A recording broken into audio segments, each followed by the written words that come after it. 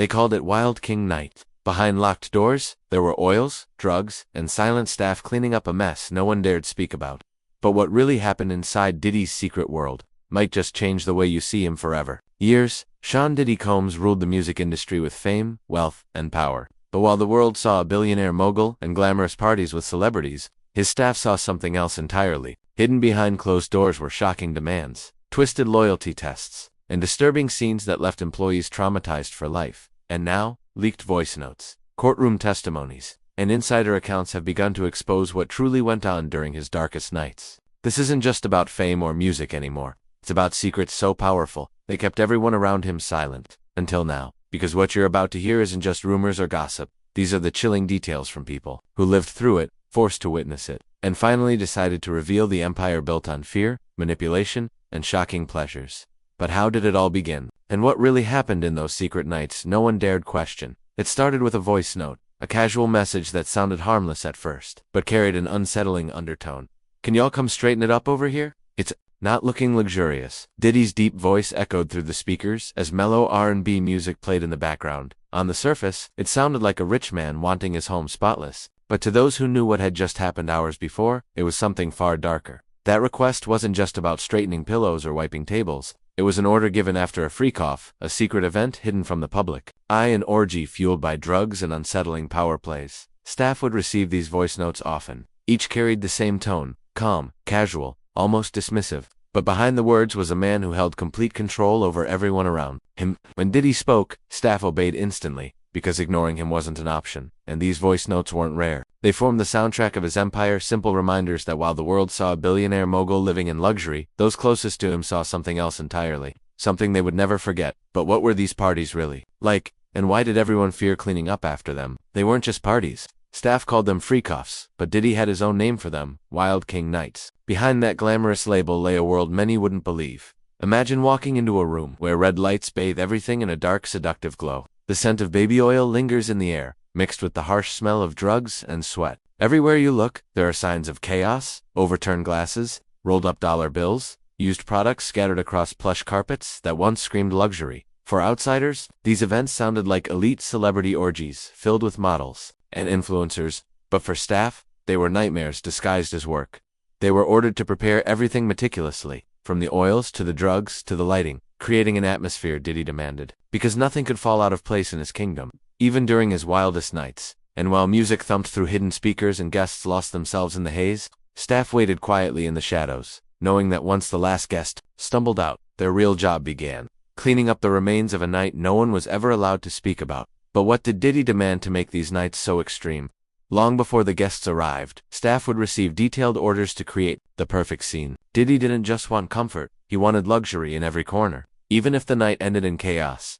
His assistants were told exactly what to prepare. Bottles of expensive champagne, rows of iced vanilla lattes for energy, giant bags filled with baby oil, and Astroglide stacks of black trash bags, baking soda, and stain removers. And that was just the basics. Every item had a purpose. The oils and lubricants weren't for show.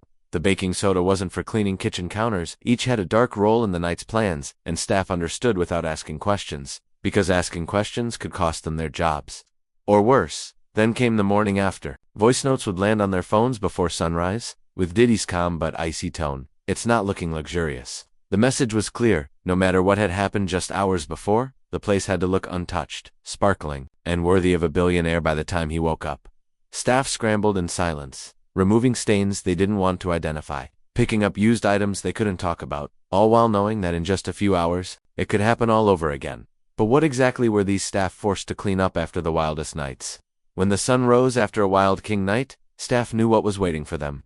They would arrive with gloves, trash bags, and stain removed, silently praying the cleanup wouldn't be as horrifying as the last. There were oil stains smeared across couches and chairs, carpets soaked in unknown fluids, half-finished drinks mixed with cigarette butts, and the unmistakable scent of sweat, smoke, and expensive perfume lingering in the heavy air. Sometimes, it was worse. Assistants described cleaning up used condoms hidden under plush cushions, drug paraphernalia tossed behind expensive sculptures, and even bodily fluids staining luxury sheets that cost more than their monthly salaries.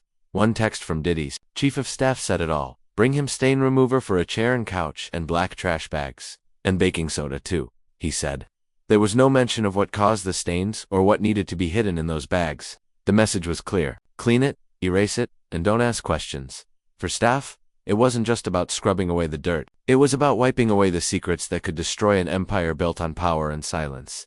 But what was Diddy really like behind closed doors when the parties ended and the staff were left alone with him? Behind the flashing lights, billionaire, branding, and luxury lifestyle was a man staff described as scary and unpredictable. To the public, he was a confident mogul known for charisma and endless ambition. But to those working under him, Diddy was someone who could switch personalities in seconds. One moment, he was silent and cold, ignoring assistants for days as if they didn't exist. The next, he would explode in rage, smashing glasses against walls, leaving shards flying across the room. One assistant even showed a scar on his forehead from a glass.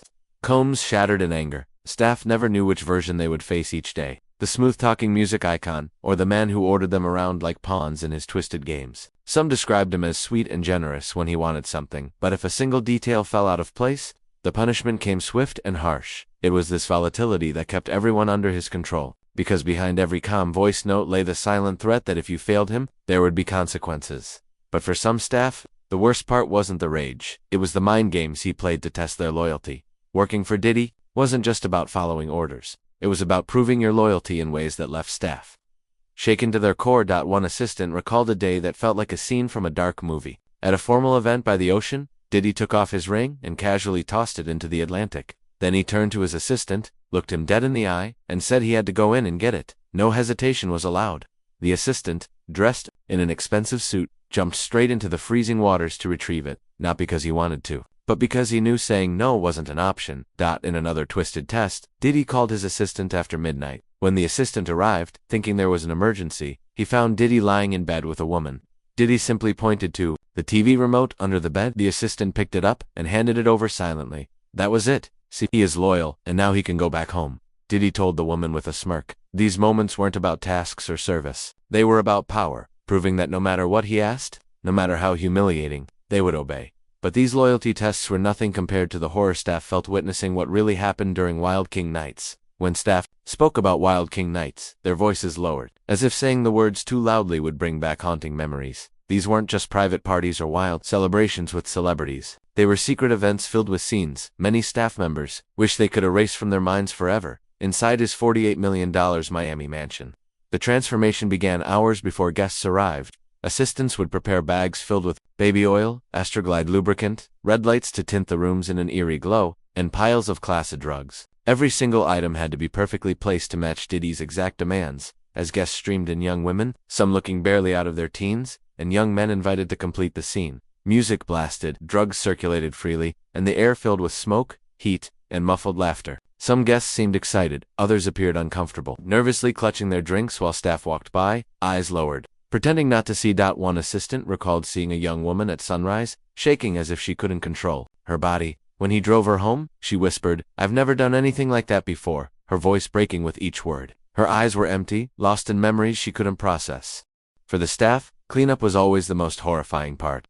Oil smeared on floors, bed sheets stained with bodily fluids, used condoms hidden under luxury pillows, broken glass, half-finished drinks mixed with cigarette butts, and drugs crushed into the carpets. They worked silently, wearing gloves and masks, scrubbing away evidence of nights so extreme, so out of control, that some wondered if they'd stumbled into a nightmare. But despite what they saw, the young guests trembling, the next day, the mountains of drugs, the sounds they heard echoing from locked rooms, no one said a word, because behind it all stood Diddy, a billionaire with enough power to ruin anyone's life with a single command. And as the sun rose after each Wild King night, staff carried on, hiding the secrets of what they witnessed, knowing it was only a matter of time before another message landed on their phone. "Come straighten it up over here. It's not looking luxurious." At first glance, Sean Diddy Combs' Miami mansion looked like a paradise, worth nearly $50 million.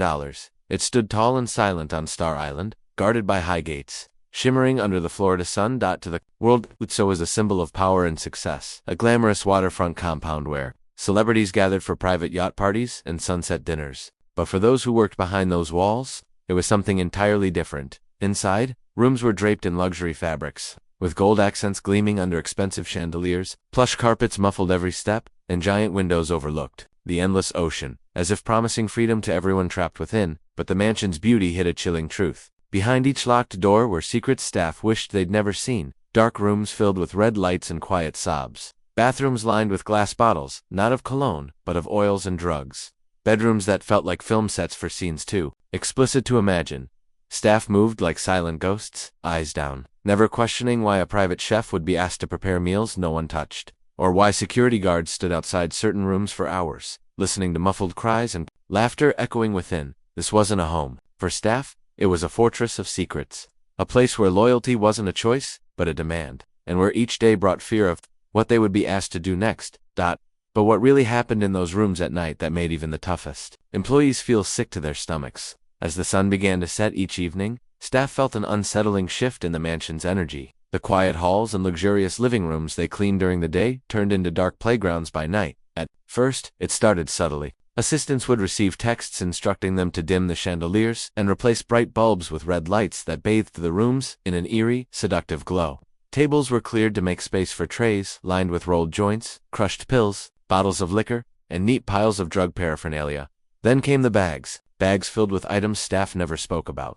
Bottles of baby oil stacked in rows, boxes of Astroglide lubricants, packages of Plan B, male enhancement pills, and prescription drugs like Xanax and Cialis, all laid out as if part of a twisted ritual. Music would begin to echo through the mansion's marble halls, soft bass-heavy R&B beats that set a sensual but unsettling atmosphere. Staff moved swiftly, making sure every room was ready before the first guest arrived, because if anything was missing, they knew Diddy's rage could erupt without warning. They often wondered what it felt like to be one of those guests. To arrive at a mansion glowing red, filled with strangers, knowing you wouldn't leave until sunrise, exhausted, broken, or worse. Because once the lights turned red, no one really knew what would happen behind each closed door. But what pushed Diddy to create such extreme nights? And how did his assistants survive witnessing it day after day?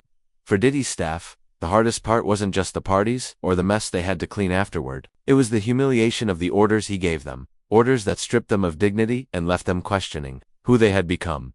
One former assistant shared how he was sent out late at night with a list that read like a dark shopping ritual. 7 bottles of baby oil, 7 bottles of Astroglide lubricant, and iced vanilla lattes. He walked through aisles under bright store lights, picking each item with trembling hands, pretending to be on the phone so cashiers wouldn't ask questions. He said rounding up a shelf of baby oil and Astroglide at a store is very, very humiliating. I would always pretend like I was on the phone, but the humiliation didn't stop there. Some staff were ordered to find escorts for the nights, scrolling through profiles to send screenshots for Diddy's approval. Others were tasked with wiping compromising videos off his phones and laptops before dawn, deleting footage of things they wished they had never seen. One assistant described it as feeling like an accomplice to something dark and irreversible. They knew if any evidence slipped through, the empire could crumble. But if they refused, their careers, reputations, and livelihoods would be destroyed instantly. It was these orders, the silent, humiliating, morally gut-wrenching tasks that broke their spirits day by day. Because each command wasn't just a test of loyalty, it was a reminder that in Diddy's world, they weren't human. They were tools to keep his secrets hidden forever.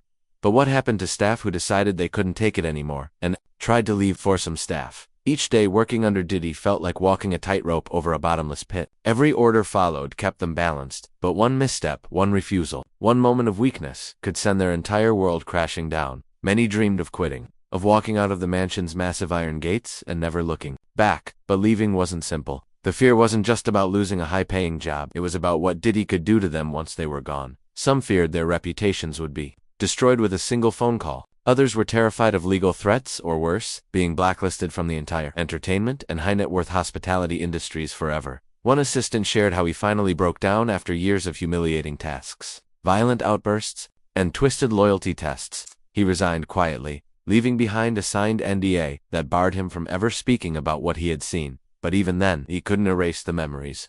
Nights scrubbing oil off marble floors until his knees bled. Mornings deleting videos that showed guests crying in dark rooms. Afternoons listening to Diddy's staff, whispering rumors about who would be next to take the fall if something went public. He described it as escaping a nightmare. But knowing the nightmare lives on in your mind forever. Because walking away wasn't freedom. It was carrying the weight of secrets that could destroy an empire. Knowing that even after you left, you still belonged to him. But what about those who didn't leave? Those who stayed and played the twisted games to keep their place in his world. While some staff gathered the courage to walk away from Diddy's dark empire, others stayed, becoming shadows of themselves in the process. For them, leaving wasn't an option. The money was too good, the connections too powerful, and the fear of retaliation too real. So, they adapted. They learned to move through the mansion like silent ghosts, keeping their heads down and their emotions locked away. one assistant spoke about how he stopped feeling anything at all. At first, he was horrified by what he saw: the trembling guests, the bruises hidden under designer clothes, the endless requests for drugs, oil, and morning-after pills. But after a while, numbness took over. Each humiliating order became routine. Each scream behind closed doors became background noise. He trained his mind to focus only on the tasks: prepare the rooms, clean the aftermath, delete the videos, and make sure Diddy's world remained untouchable. Some who stayed for years became deeply entangled in his twisted games. They competed to prove loyalty, accepting more extreme tasks to gain his approval. One assistant was once asked to jump into the ocean fully clothed to retrieve Diddy's ring. Another spent an entire night scrubbing blood off a marble floor, without asking a single question about what happened. These weren't just jobs, they were silent contracts to surrender your humanity for survival in his empire. But behind their stone faces and obedient yes, sir responses, many prayed each night that no one they loved would ever find out the truth about who they had become, because staying came at a cost. They might have kept their jobs, but each day they remained. They lost pieces of themselves they could never get back. But what really happened to guests after these nights ended? And why did some return despite everything they endured? For the guests who stepped into Diddy's mansion each night, the experiences were anything but glamorous. Many arrived wide-eyed, dressed in expensive clothes, eager to taste a life of fame, power, and endless money. But by dawn, their makeup was smudged with tears, designer dresses stained with oil and liquor, and eyes hollowed out from whatever they'd been forced to consume or endure. One assistant recalled driving a young woman home at sunrise. Her hands were trembling, and she stared out the window in silence, whispering, "I've never done anything like that before." She was so weak, he had to walk her to her apartment door, praying she wouldn't collapse in the elevator. The next day, a nurse would arrive at Diddy's mansion with 4 drips to rehydrate those who stayed. Bags of fluids hung from golden lamp hooks, dripping slowly into bruised arms to keep guests conscious after partying for 24 hours straight, sometimes without food or water. Staff noticed the same women returning again and again. Even after nights that left them crying, shaking, or physically hurt, they came back, drawn by the gifts, the money, or the silent threats they never spoke about. One assistant said, it was like they were trapped. They'd leave crying, and a few days later they'd be back, smiling for his photos. Because in Diddy's world, leaving didn't always feel like freedom. For many, it meant stepping back into a normal life, where rent was overdue, fame was out of reach, and no one cared about their existence. At least inside his mansion, they were seen, even if it was only as objects to be used and thrown aside. But what made Diddy so obsessed with control? And how did his twisted loyalty tests reveal the darkest parts of his mind? Among the countless humiliations and horrors his staff endured, Diddy's loyalty tests stood out as the most disturbing.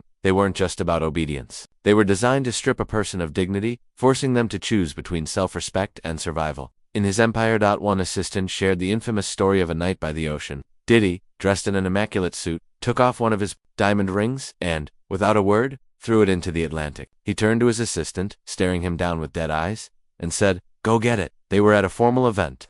The assistant, wearing his best tailored suit, didn't even hesitate. He walked straight into the freezing black waves, diving under again and again until he found the ring glinting under moonlit currents.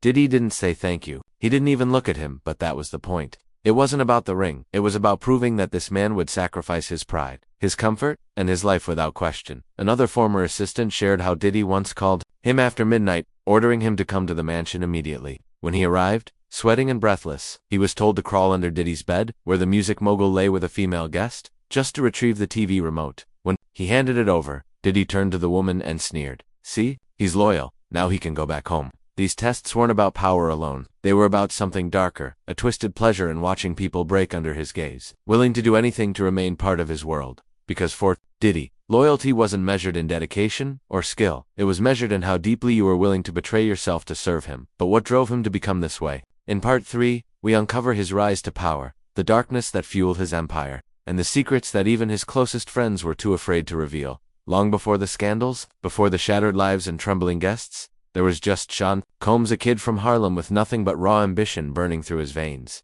People used to say he was unstoppable, a teenager who hustled through every record label hallway in New York, carrying demo tapes in one hand and a vision of global domination in the other. He started as an intern at Uptown Records, working for free just to be near the music and the power, but his talent for spotting hits and manipulating people was unmatched. Within months, he was producing tracks that climbed Billboard charts like wildfire. By the time he launched Bad Boy Records in 1993, he wasn't just building a music label, he was building an empire. Biggie, Faith Evans, Maze, they all rose. Under his ruthless guidance, every party he threw was legendary. Every deal he closed made him millions. Every rival he crushed became a silent warning to the rest of the industry. But behind the champagne-soaked celebrations and platinum records, his inner circle whispered about his other side, the side that craved absolute control, the side that believed loyalty was proven not by talent, but by humiliation and fear. Because somewhere along his rise from Harlem's concrete streets to Hollywood's golden hills, Sean Combs stopped being just a legend. He became a man obsessed with power, the kind of power that demanded not just success, but total submission. And it was this obsession that would eventually fuel the darkest secrets inside his empire. But how did his thirst for control transform from boardroom intimidation into twisted parties that left people shattered? At first, Diddy's control was strategic. It was how he survived the ruthless music industry. Every meeting, every contract, every club launch was meticulously planned to keep him at the top. But as his wealth multiplied, that need for control turned into something darker, something almost ritualistic. Staff noticed how he began orchestrating every tiny detail of his life, down to the precise placement of water bottles on his kitchen counters and the exact temperature in his rooms. His assistants recalled receiving dozens of frantic messages each day if the pillows weren't arranged perfectly or if a lamp was an inch out of place. He controlled his employees' schedules, telling them when they could eat, sleep, and leave. One former assistant described how he would receive texts at 3 a.m. demanding they come over immediately just to watch him play music or fetch something meaningless like a piece of gum from his car. But behind these petty orders was a deeper, psychological game.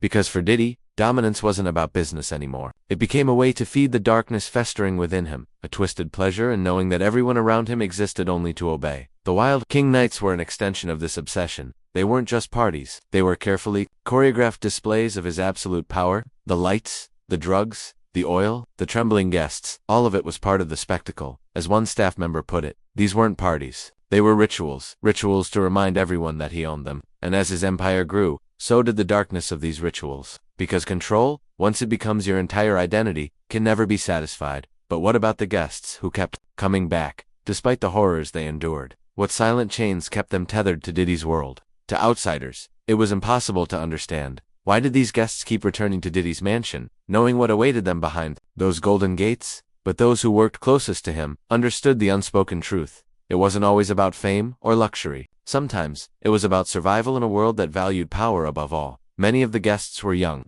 desperate to break into music, acting, or modeling. For them, a night with Diddy wasn't just another party. It was an opportunity, a chance, to network, to be seen, to be whispered about by powerful men and women, who could decide their future with a single phone call. Others came back out of fear. Rumors spread quickly in Diddy's circles. Stories of what happened to people who crossed him, who exposed his secrets, or who simply refused his demands. One guest described how she felt trapped the moment she entered his mansion. Were dimmed red, music pulsing like a heartbeat through every wall. Guards watched her with cold eyes, and staff moved silently, never making eye contact. She said it felt like walking into a ritual rather than a party. Another young woman told staff, "He bought me a Chanel bag and paid my rent for 6 months. I didn't want to go back, but I couldn't afford to say no." And then there were those who believed his affection was real. His charm could be magnetic when he wanted it to be. He knew how to shower guests with attention, gifts, and whispered promises only to rip it all away the moment they displeased him, because that was part of his game, breaking people down and rebuilding them to depend on him completely. And as his staff watched these guests return again and again, each time leaving with emptier eyes and heavier souls, they realized no one left his mansion the same person they were when they entered. But what did these silent chains look like behind closed doors? And how far did Diddy go to keep everyone in line? If there was one thing Diddy mastered beyond music and business, it was fear. Fear was his favorite currency, more reliable than money, fame, or loyalty. Because fear chained people to him in a way no contract ever could. Former assistants spoke about his unpredictable rages. One moment he would be calm, even affectionate, praising an assistant for their dedication. The next, he could explode with a fury so intense it left everyone trembling. Ethan, one of his trusted assistants, still carries a scar on his forehead, a silent reminder of what happened when Diddy's anger boiled over. One night, in a rage over something as minor as the wrong drink order, he threw a glass against the wall. Shards ricocheted, slicing Ethan's forehead open. Blood dripped onto his suit as he held back tears, silently cleaning the shards from the carpet, while Diddy watched with cold, detached eyes. But physical intimidation was only part of his arsenal. Psychological terror was his true specialty. Staff recalled his long, rambling voice notes sent at odd hours of the night. In one, his groggy voice warned them, "There's some dark places y'all don't want to go. Stay where you're at." No one dared ask what he meant, but the message was clear. He knew secrets that could ruin them, and if they ever betrayed him, those secrets would be used against them without hesitation. He tested his employees and guests with twisted loyalty games to keep them under his thumb, humiliating them publicly,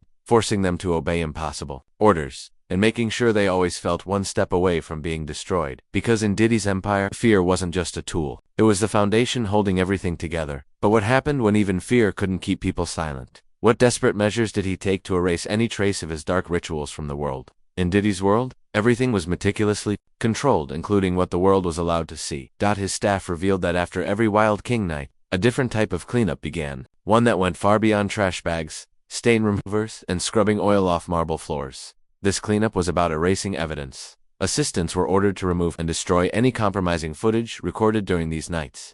Phones and laptops were scrubbed of videos and photos showing what really happened behind those closed, red-lit doors. One former assistant described how he would be handed Diddy's phone after an event and told, "Delete everything from last night. Don't miss a single file." He would sit in silence, scrolling through images of unconscious guests sprawled across couches, videos of encounters too disturbing to describe, and recordings of Diddy boasting about his conquests. Then he'd erase them all, feeling sick too, his stomach knowing that these secrets were buried forever. Staff said the fear was drilled into them. If any footage ever leaked, they would be the ones held responsible. Their careers would be over. Their lives could be at risk. Even the physical aftermath was treated like a crime scene. Bodily stains were scrubbed off sheets and couches with industrial cleaners, while black trash bags carried away every trace of used supplies, bottles, and drugs. One assistant recalled standing in a luxury suite after a night of chaos, looking at the stained carpets, scattered joints, empty baby oil bottles, and broken furniture. As he cleaned, he couldn't shake the feeling that he was wiping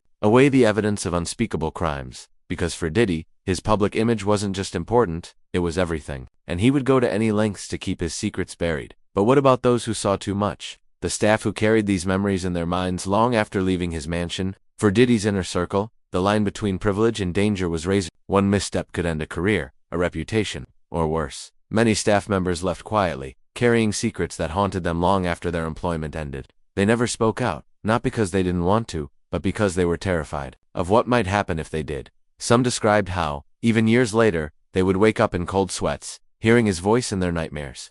They remembered his unpredictable rages, the humiliating loyalty tests, the parties that felt more like twisted rituals than celebrations. One assistant recalled the fear that gripped him whenever Diddy called in the middle of the night. His heart would pound as he answered, praying it wasn't another command that would push him beyond his moral limits. Others feared for their safety in more direct ways. Rumors circulated about people who spoke out against him and suddenly lost work opportunities, faced lawsuits, or were quietly threatened until they fell silent.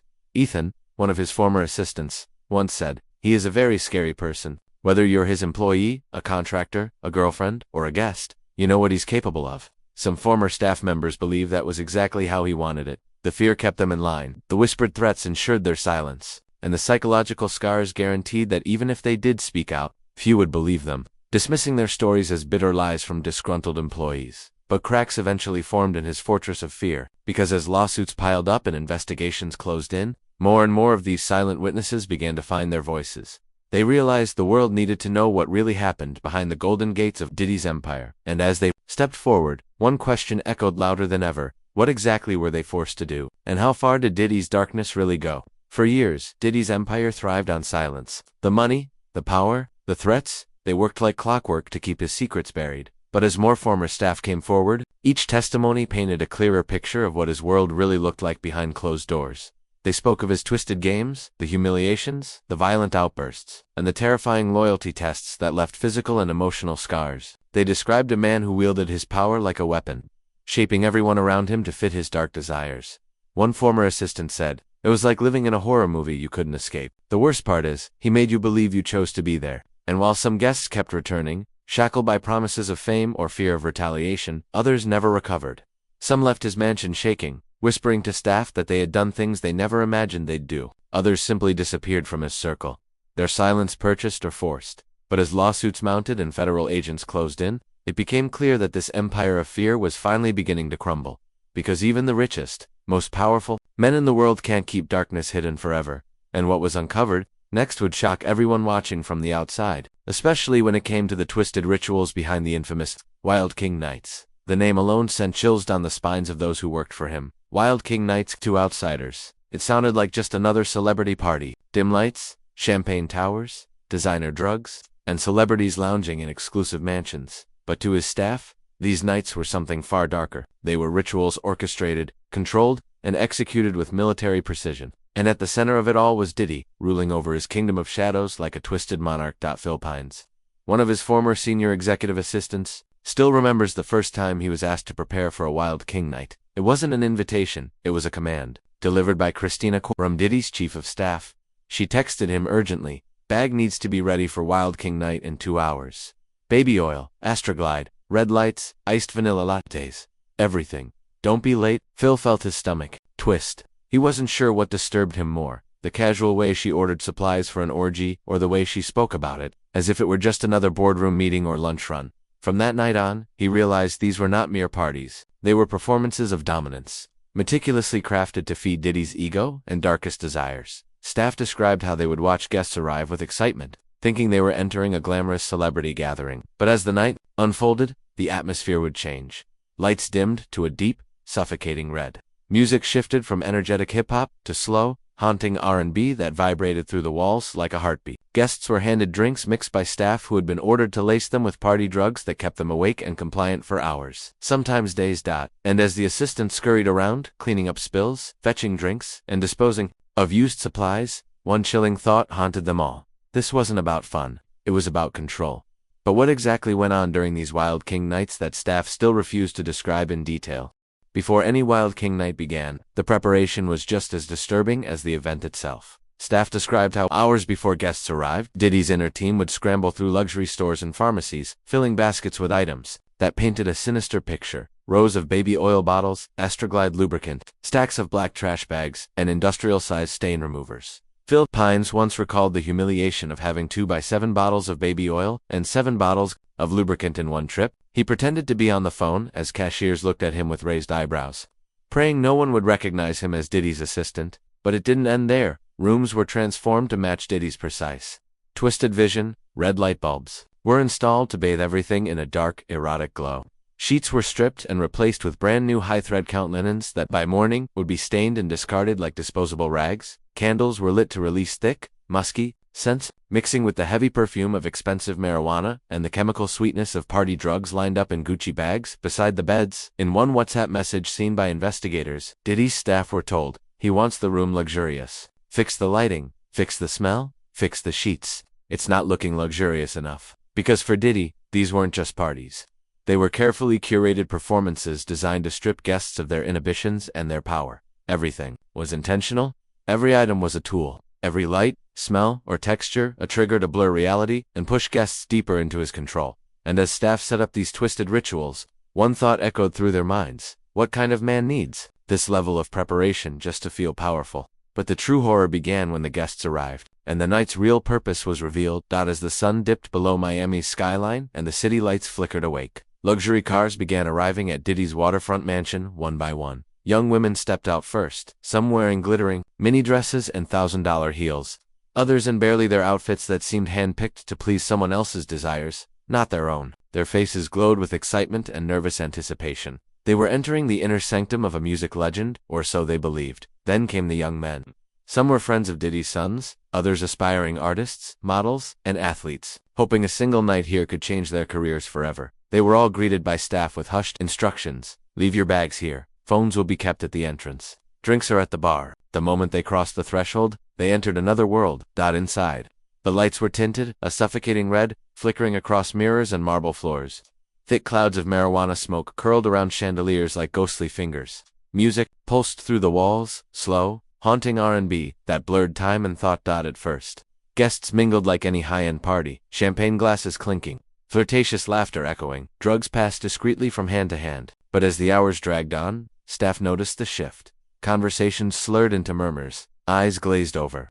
Some guests stumbled into private rooms, their shadows flickering behind half-open doors. Others simply lay on velvet couches, drifting in and out of consciousness as assistants stepped carefully around them to tidy up spills and replace drinks laced with more than just alcohol. One assistant described the scene as watching people lose pieces of themselves. One line, one pill, one drink at a time. And at the center of it all stood Diddy, silent, observing, controlling. He rarely mingled like a host. Instead, he moved through the rooms like a king, inspecting his kingdom, pausing only to whisper commands to staff or gesture for guests to follow him into darker corners of the mansion, because these nights weren't just about indulgence, they were about submission, humiliation, and power.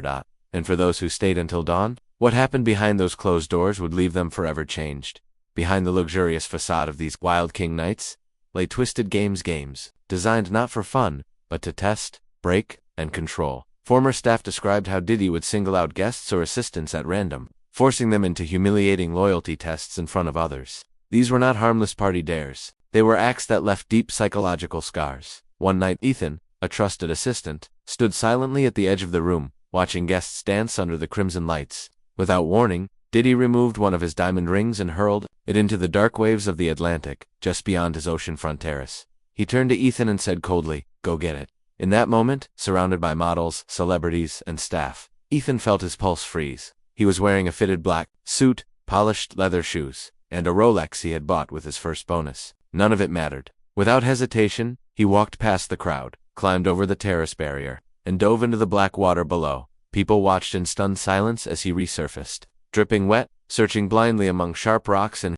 debris for a glittering diamond. After several minutes, he climbed back up, empty-handed, humiliated, shivering under his drenched suit as Diddy smirked and turned away.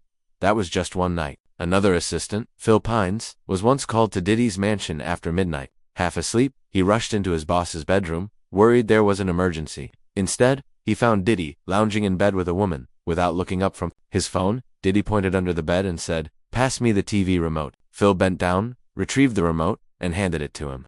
Diddy looked at the woman beside him and said, "See, he's loyal. He can go home now."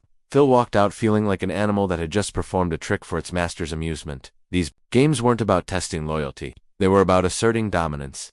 They reminded everyone in his circle, guests, staff, friends, lovers, that no matter how rich, beautiful, or talented they were, in Diddy's world, they were nothing. Without his approval. And as these loyalty tests escalated, so did the darkness of his parties, revealing a side of fame few dared imagine. If the nights were haunting, the mornings were worse. As dawn broke over the Miami skyline and the last guests stumbled out into waiting cars, Diddy's staff began their grim routine. The cleanup wasn't just about tidying empty glasses or straightening cushions. It was about erasing every trace of what had happened hours before. Phil Pines described walking into rooms with sheets tangled on the floor, reeking of sweat, oil, and stale perfume. Bottles of baby oil and Astroglide were scattered across bedside tables, alongside used condoms and half-smoked marijuana joints crushed into expensive rugs. One morning, his chief of staff sent an urgent text: "Emergency cleanup at hotel. Bring stain remover for the couch and chair, and black trash bags. And baking soda too." Phil would load his car with industrial cleaning supplies, gloves, and scented sprays before heading into the crime scene like aftermath. He recalled wearing a mask to block the suffocating smell of bodily fluids and drugs that lingered in the air. Sometimes he found guests still passed out on couches or curled up in corners, their makeup smeared, hair tangled, and limbs trembling from the cocktail of substances that kept them awake all night. One young woman whispered to him as he helped her to the car, "I've never done anything like that before." She was shivering, her eyes glazed over. He drove her home in silence, his stomach twisted with disgust and pity. After guests left, staff worked quickly. Bodily stains were scrubbed out of sheets that would be discarded anyway.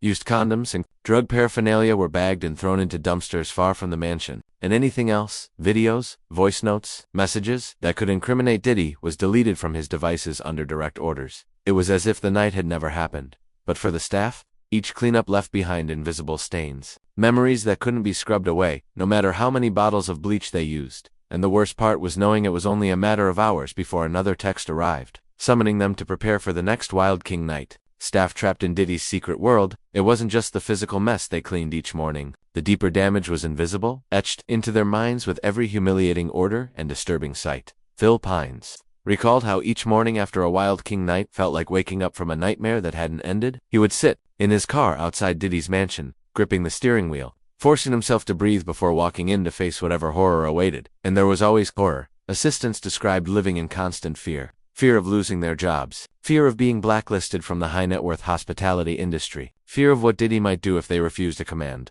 One assistant, Ethan, still carries a small scar on his forehead, a reminder of the night Diddy smashed a glass against a wall, in rage, sending shards flying into Ethan's face. Ethan kept quiet, cleaned up the blood, and carried on with his shift, because he knew speaking out meant the end of his career, or worse. Staff learned to say nothing, to never question orders, to smile as they carried bags of baby oil and drugs. 2 luxury hotels, or deleted compromising footage from laptops and phones. Their job wasn't to assist, it was to erase evidence and protect their boss's secrets at all costs.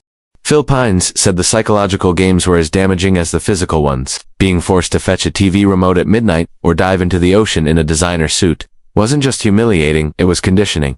Every act reminded them, "You are nothing without me. Your dignity belongs to me." Even when staff witnessed physical abuse, they were silenced. When Phil saw Diddy shove a topless woman out of his house, crying, and wrapped her in his own jacket to protect her, he was told by his supervisor, "Never speak about this again." And so he didn't. None of them did. Because in Diddy's world, silence was the currency of survival. But deep down, each staff member carried the same thought. How long can this go on before someone dies? For years, staff members told themselves they were just doing their jobs. They justified their silence by saying, "If I don't do it, someone else will." But each Wild King night chipped away at their souls, leaving them feeling like accomplices to something darker than just debauchery. Phil Pines remembered the night that finally broke him. It was late 2020. He had worked a 16-hour shift arranging a lavish after-party at Diddy's Miami mansion. Guests were already inebriated from a day of drinking, smoking, and taking mushrooms under the sun. As the party raged on into the humid Florida night, Diddy approached Phil with a twisted smile. He handed him a condom and gestured toward a woman,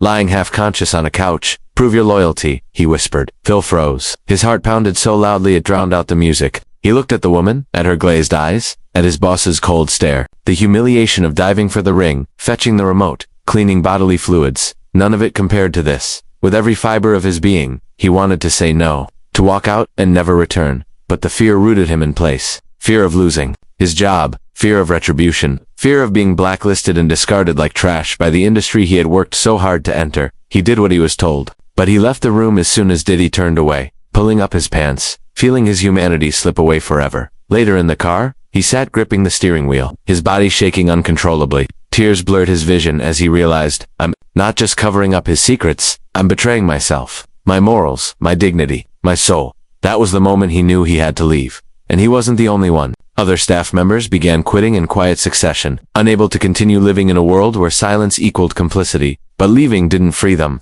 The memories, the shame, and the guilt haunted them long after. Because when you've been forced to become part of someone else's darkness, escaping it is never that simple. For years, Sean Diddy Combs strutted through life like an untouchable king. The public saw the diamond chains, the tailored suits, the billion-dollar deals, and the glamorous Met Gala entrances. He was the hip-hop mogul who turned everything he touched into gold.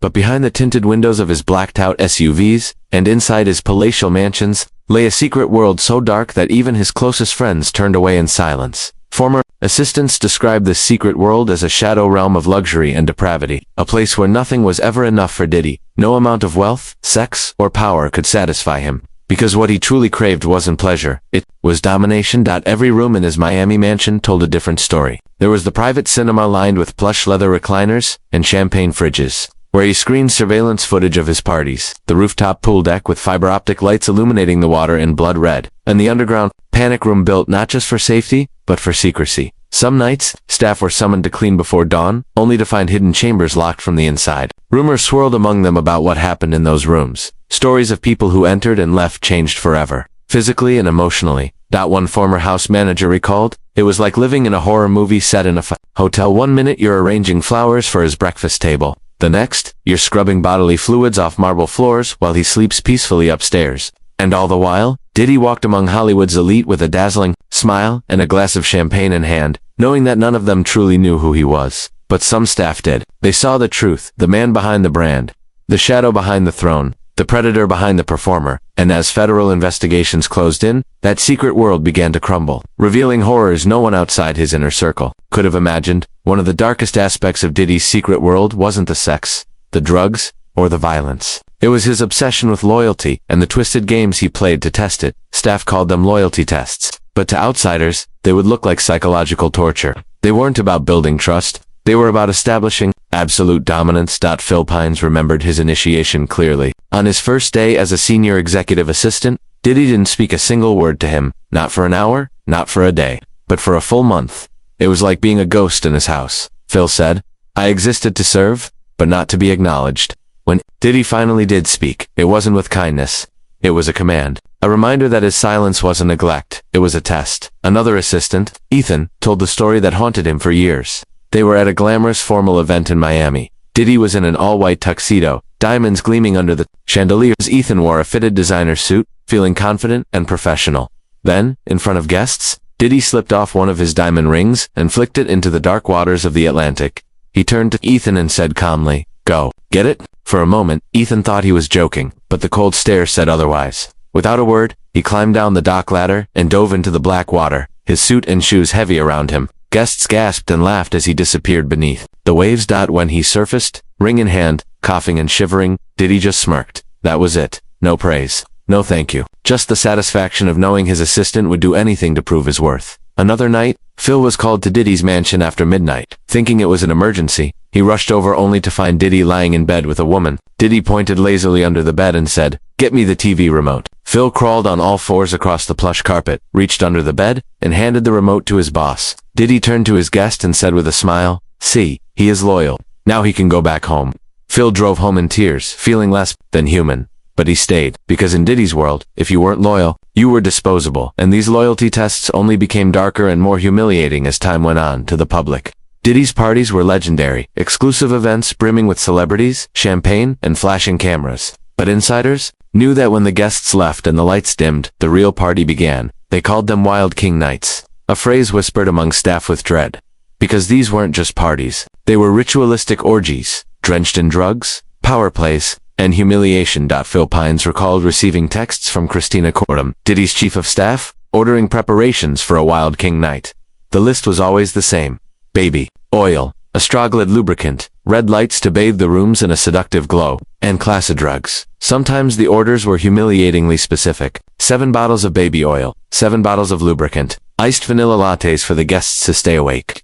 It didn't matter if it was 2 a.m., staff were expected to deliver without question. Phil said he would pretend to talk on the phone while buying these items at stores, just to avoid the shame of the cashier's questioning eyes.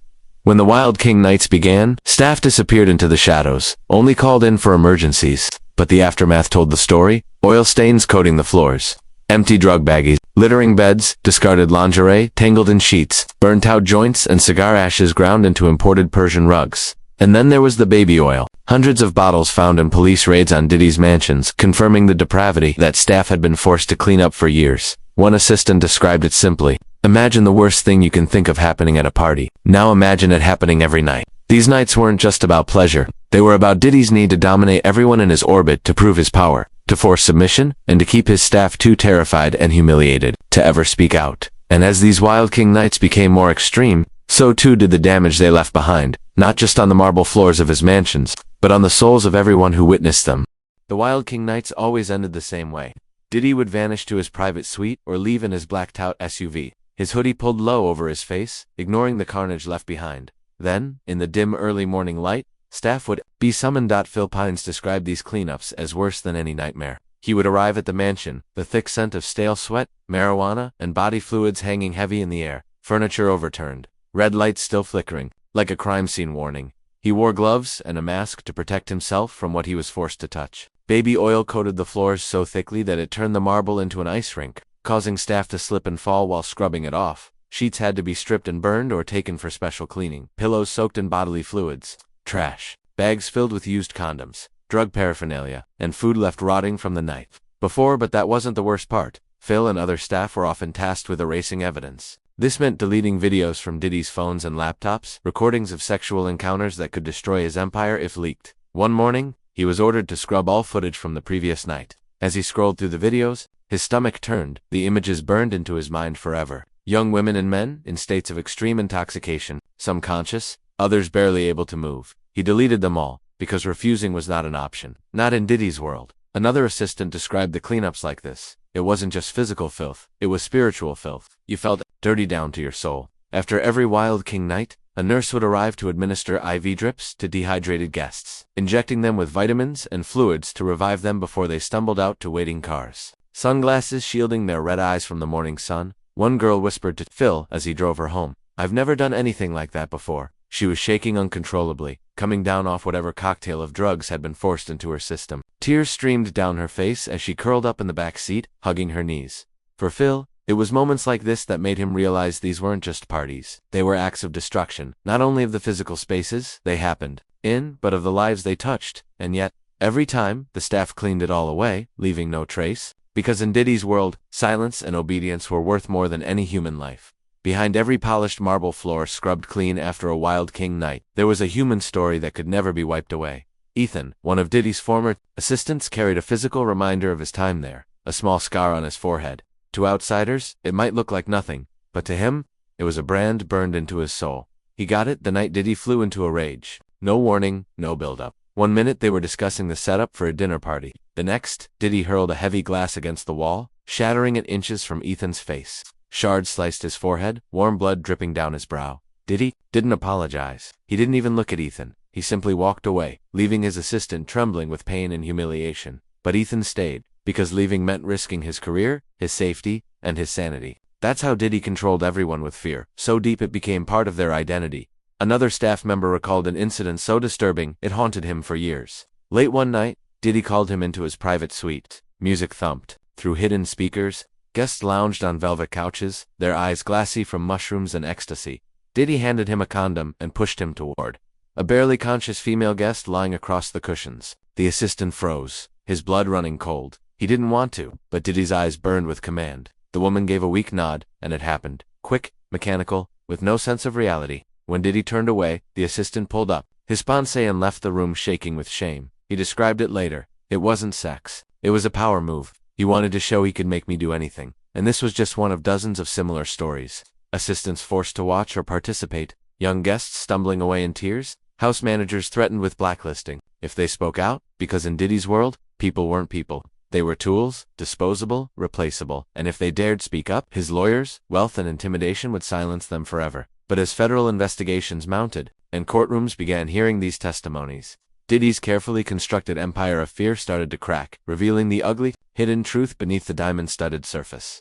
Among the most disturbing aspects of Diddy's secret world were his loyalty tests. To the outside world, he was a successful mogul, a music icon who built an empire from nothing. But to those who served him closely, he was a tyrant, obsessed with control, demanding loyalty that bordered on psychological slavery. Ethan recalled a loyalty test so twisted it left him questioning his own humanity. One evening, during a formal yacht event attended by celebrities, investors, and foreign royals, Diddy decided to assert his power. Standing at the edge of the deck, he slipped a diamond ring off his finger and tossed it casually into the dark waters below. The crowd laughed, thinking it was a joke. But then he turned to Ethan, his eyes cold and unblinking. Go get it. They were both dressed in tailored suits, shoes polished to perfection. But without hesitation, Ethan dove into the black ocean. Freezing water closed around him as he plunged down, searching blindly along the sandy bottom. After minutes that felt like hours, his fingers closed around the ring. He surfaced, gasping for breath, shivering in his drenched Armani suit, and handed it back to Diddy with trembling hands. Diddy simply smirked and turned away, leaving Ethan dripping wet, humiliated before dozens of onlookers. Another assistant, Phil Pines, remembered being called to Diddy's bedroom at 1 a.m. He arrived thinking there was an emergency, but Diddy was lying in bed with a woman watching TV. Without looking at him, he said, "Pass me the remote." The remote was lying, just out of Diddy's reach on the floor. Phil handed it to him silently. Diddy turned to the woman and said with a grin, "See, he's loyal, he knows his place."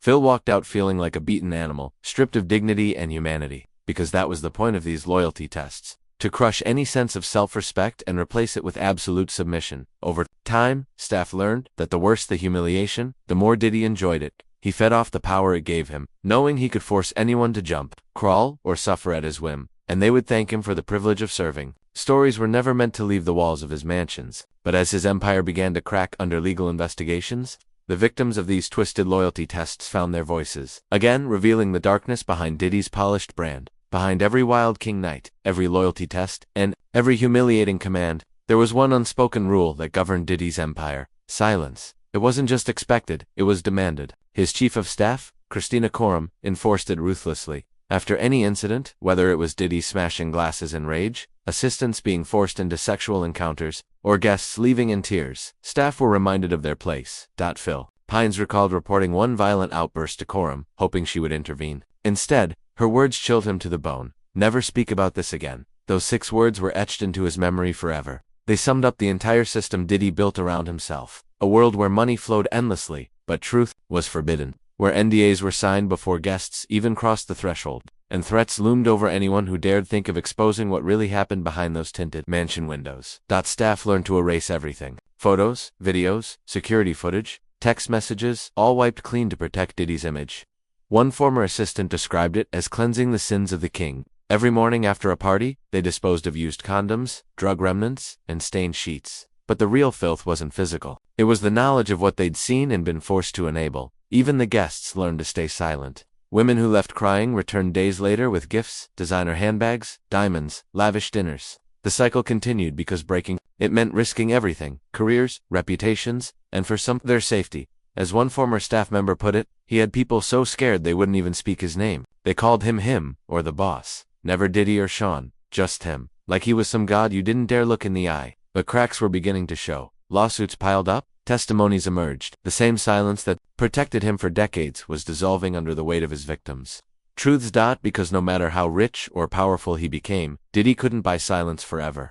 For years, Sean Diddy Combs ruled his empire with absolute power. His mansions were fortresses.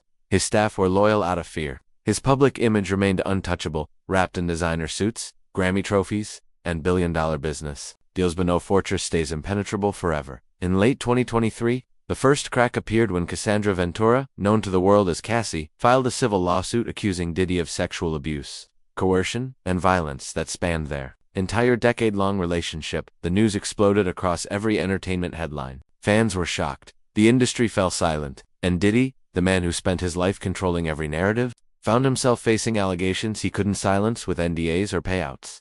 Cassie's lawsuit described horrifying details: being forced into drug-fueled sexual encounters with male escorts, beaten when she refused, and blackmailed with videos of her worst moments. Her courage to speak out ignited a storm that Diddy could no longer contain. Within 24 hours of her filing, he paid her a reported $20 million settlement. But the damage was done. Silence had been broken, and dozens of others now felt empowered to come forward. More than 60 civil lawsuits flooded in, each carrying stories echoing the same dark patterns: violence, sexual coercion, threats, and psychological terror hidden behind his glamorous brand. Federal investigators soon joined. In Homeland Security raided his Miami and Los Angeles mansions. Agents seized computers, phones, and piles of documents, searching for evidence of sex trafficking, drugs, and financial crimes. His staff, the very people who once feared him, began cooperating. Some testified under oath. Others gave interviews. 2 major outlets. The world that Diddy built on intimidation was falling apart as the truth spilled out piece by piece. One former assistant described the feeling as watching a skyscraper collapse in slow motion. Because when power is built on fear, all it takes is one brave voice to bring the entire tower crashing down. When Diddy walked into the New York courtroom for his criminal trial, he no longer looked like the untouchable mogul from the BET Awards stage. His tailored suit couldn't hide the tension etched across his face. For the first time, he wasn't in control of the narrative. Prosecutors laid out a case that revealed a side of him the world wasn't ready to hear, a side his staff had known all along. They spoke about his secret parties, the so-called freak-offs or Wild King nights, where drugs flowed endlessly and young women were flown in from across the country to fulfill his desires. They described the travel bags packed by assistants containing baby oil, lube, and powerful narcotics. They revealed the humiliating loyalty tests forced upon employees who dared defy him. One of the most powerful testimonies came from Cassie herself. She stood in front of the jury, her voice trembling but determined, and recounted years of fear, how Diddy manipulated her with violence and blackmail, threatening to destroy her career if she ever left. Another woman, known in court only as Jane, described arriving at his parties expecting music industry networking, only to be pressured into acts that left her traumatized and physically injured. She spoke of seeing assistants scurrying in and out, cleaning up drugs, removing used condoms, and scrubbing away the remnants of nights she wished she could erase from memory. Throughout these testimonies, Diddy sat stone-faced, sometimes whispering to his lawyers but never reacting publicly. The same man who once hurled glasses at staff for minor mistakes now sat powerless as his private world was dissected under fluorescent courtroom lights. Prosecutors revealed text messages from his chief of staff arranging emergency cleanups at luxury hotels after parties. They showed videos of Diddy calling for staff to make it look luxurious again after nights of chaos. They presented voice notes of him slurring commands while R&B music played in the background. The jury listened. 2 weeks of these revelations, each more shocking than the last. Because what was on trial wasn't just a man, it was an entire kingdom of fear he had built. Protected by wealth, lawyers, and the silence of those too scared to speak, and in that courtroom, for the first time, silence no longer protected him. After weeks of harrowing testimonies and evidence that peeled back every hidden corner of his life, the courtroom fell silent as the jury filed in. Diddy sat rigid, his eyes fixed straight ahead, refusing to acknowledge the dozens of journalists, former staff, and victims watching. The man who once commanded stadiums now waited to hear his fate like any other defendant. The judge asked for the verdict. The foreperson rose and spoke words that rippled through the courtroom. Not guilty on racketeering. Not guilty on 2 counts of sex trafficking. But then came the shift. Guilty on 2 counts related to the transportation to engage in prostitution. Diddy closed his eyes as if trying to absorb what those words meant. Around him, his lawyers scribbled notes furiously, already planning appeals and statements to the media. But to the victims, to the staff who spent years erasing his sins, and to the fans who once idolized him, that guilty verdict shattered the illusion of invincibility. He wasn't walking away untouched this time. The sentencing date was set, and prosecutors hinted at severe penalties, not just prison time, but financial damages and potential RICO charges still under investigation. Outside the courthouse, reporters swarmed Cassie and her legal team. Her lawyer stated, "Today is a step toward accountability for years of abuse hidden behind fame." For staff like Phil Pines, watching from afar, it was bittersweet. He later told BBC, "I didn't want his life destroyed. I just wanted him to feel what we felt, powerless." But the legal consequences were only one part of Diddy's downfall. The verdict triggered a domino effect. Major sponsors pulled out, music streaming platforms removed his banners and promotional placements. Ongoing brand deals froze overnight. Rumors spread of internal industry blacklists. The walls he built with intimidation and fear were crumbling, brick by brick. Because in the end, no matter how wealthy or powerful, when justice finally catches up, it strips away every illusion until only the truth remains. And for Diddy, the truth was now echoing far louder than any of his platinum records ever could. Just weeks before his guilty verdicts, Sean Diddy Combs woke up to the one thing he feared most: red and blue lights flashing outside his mansion gates. In the early hours of dawn, Homeland Security agents, backed by local law enforcement, swarmed his properties in Los Angeles and Miami. Helicopters circled overhead, and armored vehicles lined the quiet billionaire streets. Neighbors watched from their balconies as agents, carrying rifles, filed through Diddy's front doors. They weren't there for show. They carried sealed warrants authorizing them to seize every electronic device, financial document, and piece of evidence connected to ongoing investigations into sex trafficking, drug distribution, and potential racketeering. One former staff member described the scene. "They tore that place apart. Safes, storage units, every room, even his closets. They were looking for anything that tied him to the allegations." Inside his Miami mansion, agents uncovered a private safe stocked with psychedelic mushrooms, ketamine, MDMA, and stacks of cash. There were also mysterious labeled bags containing unknown substances, alongside boxes of unused burner phones. But perhaps most damning were the personal devices seized: laptops, iPads, encrypted phones, rumored to contain videos, and messages that could unravel his entire network of operations. His chief of staff's phone was also taken, along with external drives used by his assistants to store footage from his Wild King nights. Federal prosecutors later confirmed they were building a broad case, not just based on victim testimonies but hard digital evidence gathered during these raids. It wasn't about 1 or 2 incidents anymore. Investigators believed it could reveal a systematic pattern of trafficking and abuse spanning decades. Meanwhile, Diddy was reportedly calm during the raids. One agent recounted how he sat in his robe, drinking black coffee, watching them rummage through his $1 million art collection, trophies, and walk-in closets stuffed with designer suits. But behind that calm was pure panic, because he knew what they were looking for, and he knew what they would find. For a man who built his entire life on secrecy and power, the day federal agents walked through his door marked the moment the fortress fell. No locked safe, private jet, or billion-dollar empire could shield him anymore. Because when the law comes knocking, even kings have to answer. In the months following the federal raids, insiders say Diddy became almost unrecognizable. The once confident mogul, famous for walking into rooms with an entourage and an aura of invincibility, was now spending days holed up behind locked mansion gates, avoiding calls from industry allies who had quietly turned their backs.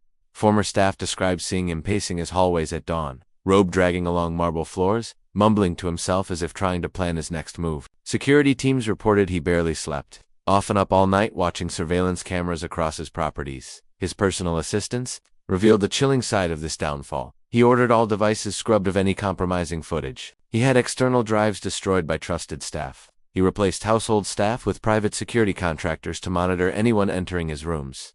One close associate, speaking anonymously, described his mental state. "It was like watching a king trapped in his own castle. He'd stand by the window, staring at his yachts and cars, but he knew none of it could save him now." At one point, sources claim he reached out to top crisis PR firms with an urgent request: "Rewrite my legacy before it's too late." But no spin could erase what was now public record: voice notes, texts, video evidence, and testimonies, all painting the same dark portrait. Even his inner circle began distancing themselves. Artists he once signed quietly removed his name from their bios. Sponsors froze brand deals worth millions. Luxury fashion labels stopped sending PR gifts. Music platforms stripped his promotional banners overnight. The king who once dominated award stages now faced a brutal reality, stripped of influence, money bleeding out through lawsuits, and federal agents scrutinizing every deal he ever signed. And in his isolation, staff say he turned to old habits. More drugs, more rage, more paranoia. Some nights they heard him screaming at the walls, convinced that they were coming for him. Because in the end, it wasn't just the loss of wealth or status that broke him, it was knowing the world had finally seen the man behind the mask. And for Diddy, there was no script left to write himself as the hero. As his sentencing date drew closer, a strange calm settled over Diddy's world. Insiders say that after weeks of paranoia, rage, and frantic cleanup operations, he suddenly became quiet, almost resigned. He no longer called emergency meetings in the middle of the night. The frantic orders to destroy footage stopped. His WhatsApp groups with assistants fell silent. Instead, he shifted focus entirely to one thing: public sympathy. Began releasing cryptic posts on social media, black and white selfies with captions like, "Only God can judge me," or "Truth always rises." Each post flooded with tens of thousands of comments, some fans pleading for him to stay strong, others demanding justice for the victims. Behind the scenes, PR teams orchestrated quiet outreach to powerful figures in entertainment, hoping for statements of support, but most ignored the calls. They knew aligning with him now was career suicide. In a final move to salvage his reputation, he released a short video, a raw, unedited clip of him sitting alone in a studio, hoodie pulled low over his face, voice cracking as he spoke. "I've made mistakes. I've hurt people I loved, but I'm not the monster they paint me to be. I'm just human." It was meant to evoke pity. But to victims, staff, and those who knew the private Diddy, it felt like manipulation one last time. One former assistant reacted, "He's playing humble now, but we know the rage, the threats, the pain he inflicted when cameras weren't rolling." Another victim's lawyer stated, "Apologies mean nothing when justice is at your door." Despite the eerie calm on the surface, sources say his legal teams were preparing for war. They filed motions to delay sentencing, challenged evidence, authenticity, and sought reduced penalties, citing mental health concerns. But prosecutors weren't buying it. They saw a man who had spent decades building an untouchable empire, now grasping desperately at sympathy to avoid paying the price. In his mansion, staff described the final days before sentencing as haunting. Diddy wandered room to room, touching gold plaques, Grammy trophies, and framed portraits with music legends. It was as if he was saying goodbye to the world he once ruled, because deep down he knew, this wasn't just the end of a trial, it was the end of his reign.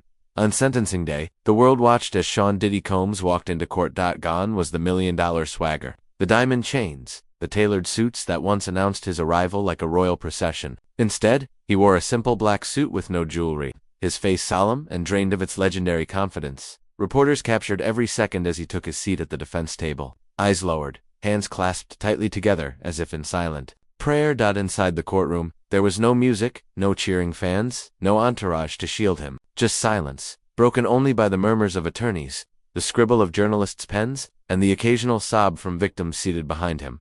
The judge read out the charges, his voice echoing through the chamber. For each count, Diddy's head lowered further, until his chin touched his chest. Witnesses later said he looked like a man who knew there was no fight left to give. As the final sentence was handed down, he closed his eyes. Some say he whispered, "I'm sorry," under his breath. Others say it was, "I can't believe this is happening." But to the victims, the staff he manipulated, the young lives forever altered by his secret world, those whispered words meant nothing, because in the end, Sean Combs wasn't sentenced for being human or making mistakes. He was sentenced for building an empire on fear, manipulation, and control, for creating a world where his desires ruled above all else. As he was led away in handcuffs, the cameras captured one last shot. The man once crowned the king of hip-hop, a mogul who commanded stadiums, boardrooms, and red carpets, now reduced to a prisoner, walking into a future he no longer controlled. And for those who watched his rise, his glory, and finally his devastating fall, it was a reminder that, no matter how powerful you become, no matter how untouchable you believe you are, the truth always wins in the end. If you found these hidden truths shocking,